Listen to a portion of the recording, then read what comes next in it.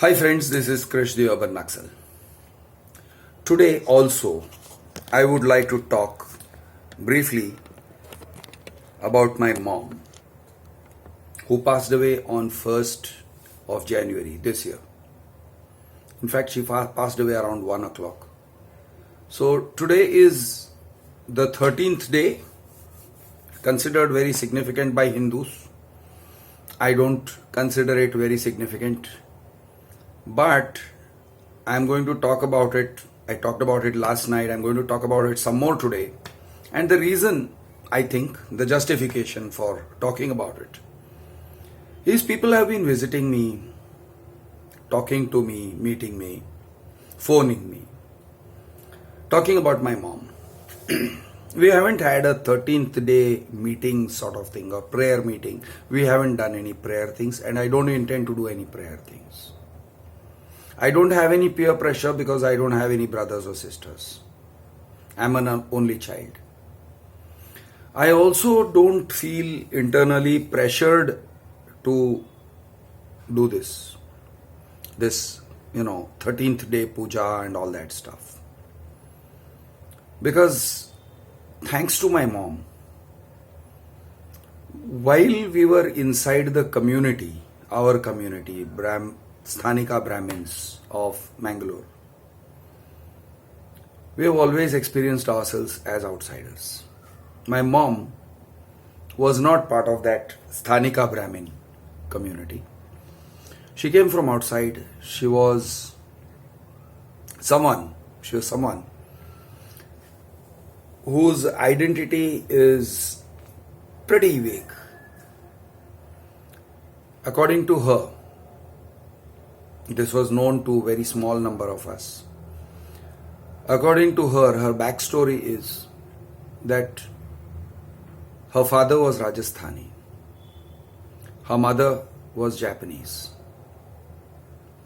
She grew up in the Kolar gold mine region. That's a fact.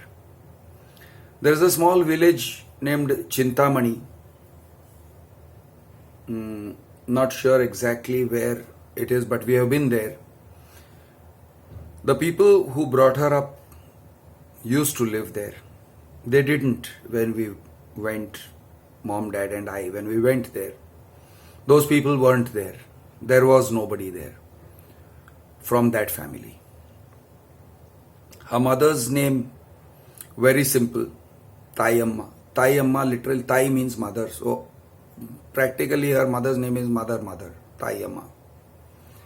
Her father's name, Varadappa, a farmer. Her father, adoptive father. Her mother, adoptive mother. Okay. Her actual father was the Rajasthani guy. I don't remember his name, but there is no evidence of his name whatsoever. At least Varadappa and Tayamma are mentioned in her school leaving certificate, her SSC certificate. So my mom came from a background which was, shall we say, a mystery. My dad married this mystery person. Could it be that she was of Japanese and Rajasthani origin? She said so, but she had no proof. Could it be that she was of wealthy origin, a mine owner's daughter? There is a small shred of evidence, small shred. We have a plastic jar of garnets. Garnets are a semi-precious stone. They are red. Rough, uncut garnets, a plastic jar about this high. Sat in her cupboard through her entire life and now sits with us. She treasured them. I don't know what they are worth. Honestly, I don't think they are worth much. They are rough, straight out of the mines. Stones. Small, this size, assorted. Some of them smooth, some of them rough. That is roughly the only shred of evidence of her belonging to a mine owning family. her father. Her mother, a Japanese woman, a designer, a ceramics designer who had come to India. I say all these things not as a tribute to my mom. There is no tribute. There is no need to give tribute to the dead. There is no need to give tribute to the living. I say this because maybe tomorrow, maybe next year, I am not going to want to talk about my mom. She will become irrelevant. She will become the past. A lot of people call me or comment on my YouTube video saying, Krish, your mother will always be with you, blah, blah, blah. No, I don't think so. I don't think so. No matter how old we grow, we are always sentimentally attached. Maybe other people. I am not. Why? Why am I not sentimentally attached? I don't know. That's how I'm built. That's how life has made me. That's who I am. That's how I am. And I make no apologies for it. That's how it is. Is it the right way to be? Is it the right way to be unsentimental? I don't know. I don't know. I can argue for how I feel. Someone can ask me to justify and I'll try and justify. But then everybody can justify what they are, how they want to feel. So there is no special value in my own justification. Anyway, coming back to my mom. So she was this. Her backstory was something like this. I'll say the story, never said before, out in public. Maybe my mom, my dad's sisters and brothers may have been told the story of my mom. I have a doubt. I think dad even didn't share it with his brothers and sisters because my mom was extremely paranoid about it being shared. Was there another remnant of her past? Yes, there was. The thing is, my mom had not one but two stepfathers. I don't know how and I don't know why and I don't know the connection. So the name on her SSC certificate is Varadappa. So her name, my mom's maiden name is Padmavati Varadappa. An orphan brought up by a farmer, a mine owner's daughter whose parents died in a car crash. Possibly, so my mom was born in 1942, maybe she was 2 or 3 years old when this car crash or alleged car crash happened. So let us say 1945, the year of the World Wars, the World War II. So maybe this is what it is, and maybe that's not what it is. I'm not speculating. I don't need to go back into who she was, but I'm just sort of recording it here because someday I'll be gone, and I think it's somehow desirable that she left a footprint in the sand. Now, my mom left a footprint in the sand in a variety of ways. Her actions, she was an activist before the word activist was framed. She was a social worker. She worked for Harijans in Ahmedabad back in the 70s and 80s. She came to Mumbai. Before that, when she was in Mumbai, she worked for slum people. She worked for the education of slum kids.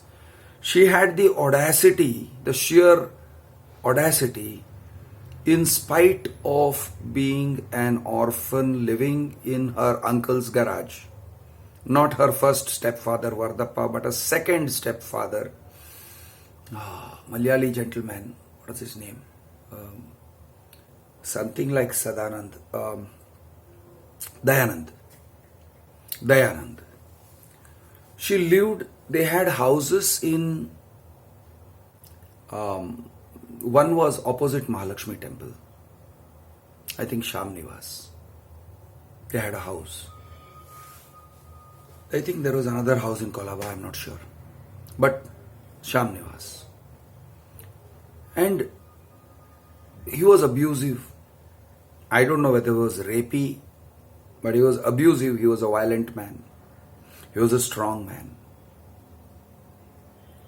It seems he reached out to my dad when my dad was in economic times around the year 1990 or 95.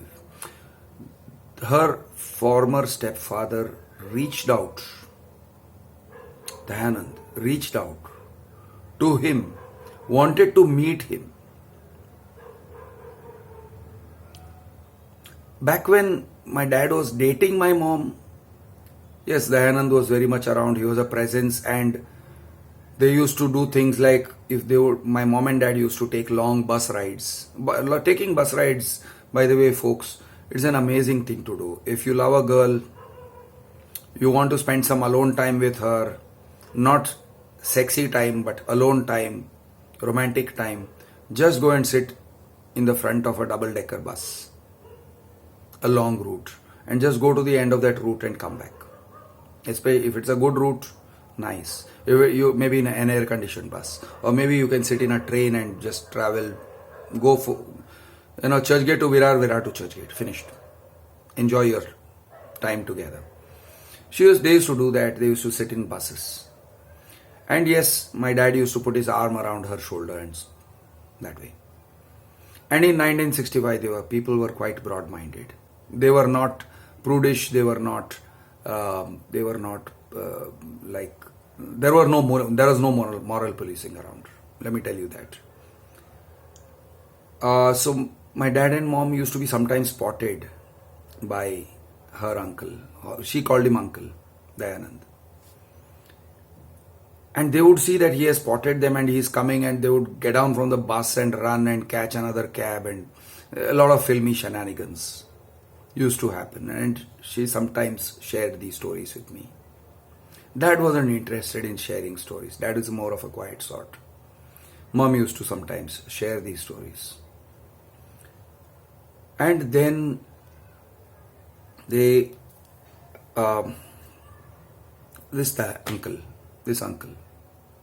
uncle tried to approach Dad when he was in the economic times in Mumbai. After he had finished my dad had worked in Ahmedabad for a couple of decades. He came to Mumbai and he was news editor of the Economic Times, I think, at the time. And Dayanand tried to approach him for a reason that I cannot fathom. Dad made a complaint to the Commissioner of Police. He did not want him to approach us for any reason. Dad said he was an unlawful man. I don't know. And I don't know if a man is 70, 80, 85 years old. That's what his age would have been back in 1990 or 95. I don't know how he could have been of harm. If I had known, I might have even reached out to him as a way of understanding more. But that didn't happen. Dad told me about this incident, and he told me that he had gone to Commissioner of Police, and they told him to leave them alone. Why did mom want to be left alone? Dayanand, after all, had brought her up. He had brought her up. Maybe in the later part of her life, but he had brought her up. Mom, it seems, had a lot of wealth growing up, which she gave away, she gifted away to her stepsister, her elder stepsister, sometimes to her mother. She gifted away. I can't imagine that scene. I can't imagine it. But a child gifting, a small girl, 10 years old, gifting, let us say, an expensive necklace. A small girl owning property, owning wealth, which she then gifts to her mother or withholds from her mother, etc. I find it strange. I find it difficult to understand. Did it happen? Didn't it happen? I don't know. I don't care. I do care, but it doesn't matter. So my mom was a mystery woman. When my dad met her, she was reading a book in a bus. It It was a Kannada book, and the title of that book was Nakshatra. Nakshatra means star. And my dad, who was Kannada, obviously, and both of them, dad and mom, were both very literary people. They loved to read Kannada, literature. So Shivram Karant and Basvanna and some of these names were mentioned to me. I don't know, I don't read Kannada, but these are some of the names. And they used to sing together, and both of them had a good singing voice. Both of them used to sing beautifully. Kannada songs. So one song was like, Sada enna hrudayadalli vasa mado Shri Hari. So, songs like that. They used to sing beautifully. They used to sing while mom was cooking, and dad would join her in singing. I know I'm going all over the place. I'm just talking. I'm just remembering. Things from my childhood are coming up. I'm remembering them. So they used to, the mom was reading this book called Nakshatra in the bus, in the BAST bus. And dad, who was then working in the Financial Express or at Nariman Point. Oh no, it was not Nariman Point. I think it was Ballard Pier. Ballard Estate. No, not Ballard Estate either. It was near, it was somewhere towards Colaba. It was a place near Colaba, there are the docks, Sassoon docks, near Sassoon docks. And dad sort of said hi, sort of reached out to her by saying, Nakshatra, he says. Now that was a Kannada book, Kannada title, so only a Kannada person could have read it. So, Nakshatra. Then he says, can I borrow that? He was around 30 years, my dad, handsome man,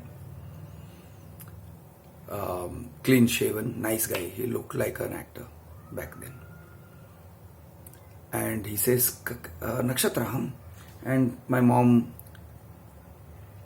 then gets talking to him, and then he borrows the book. He says, can I borrow it?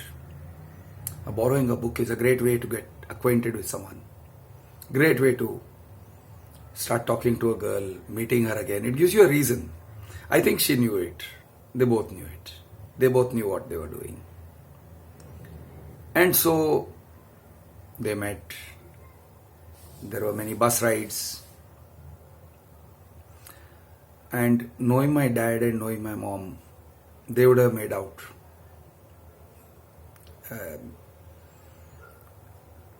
Dad was a handsome guy, but he was a horny guy too. Yeah. Mom was also a pretty, shall we say, sexual person. She was a romantic. And they met. And he would have found a strange person, a strange woman, a strange girl who at the age of, that when he met her, she would have been 20. She was living in her uncle's garage in this building, Sham Nivas. I think the building is still there, near Mahalakshmi Temple. Her uncle's garage. Why? Because she didn't want to live in the house, or he had thrown her out, or something. But this girl, my mom, knew a bunch of ministers, and she used to walk in and out of Mantralaya, and my dad would go with her, and he was in awe of that. Like, she's walking in and out of Mantralaya, going and meeting ministers. And she knew people. She would walk in and out of the police commissionerate. And she ran a school. She didn't know where the salaries were coming from. But she got together a bunch of people to volunteer for teaching slum kids in Worli. The place, I think, was near this Love Grove. There is a sewage treatment plant now at a place called Love Grove. It is somewhere near there, Mahalakshmi. And dad, and these are things, some of these things are independently stated to me and explained to me by dad. So I know that these things are true. And dad was earning a salary imagine a 30-year-old guy. I mean, his father, my grandfather was still alive. My grandfather's name is also Krishnaraj Rao. He was a village Shanbhog. Shanbhog is chieftain, a village chieftain. So let me show you my dad and mom, and let me show you my grandfather and grandmother. So this is my dad and mom. Right, I'm using a selfie camera and I'm using it badly. This is my dad and mom. And this, yeah, there. Now that is my grandpa and grandma, Krishna Rao Senior and Sitamma Rao. So that's my grandpa and grandma and my mom and dad. And when at that time my grandmother had expired, my grandmother died when my dad was in the 10th standard, I think. She died when she was 40, and she had already born 13 kids, of which 9 had survived and grown, and the remaining had died in childhood, as it used to happen in those days. My grandfather Krishna Rao, back in 1962 or 63 when they met, would have been suffering from cancer already. He died of cancer, stomach cancer. And my dad was the guy who who nursed him through his last days, until one day he was no more. And he used to also go to work. He used to go to his job and come back and then sleep in the hospital where he was lodged. And then he was also kept at his elder brother's place for a long time. And one day he passed away. And after that, soon after my grandfather died, dad and mom got married. Soon after. In fact, if my grandfather hadn't died, my mom was already pregnant at the time. And my dad had said, I'm not going to marry you until and unless my dad dies. So it was kind of lucky for my mom that my grandfather passed away when he did. And then they got married when she was already several months pregnant. I'm Krish, the urban Naxal. Jai Maharashtra, Jai Hind, Jai Jawan, Jai Kisan.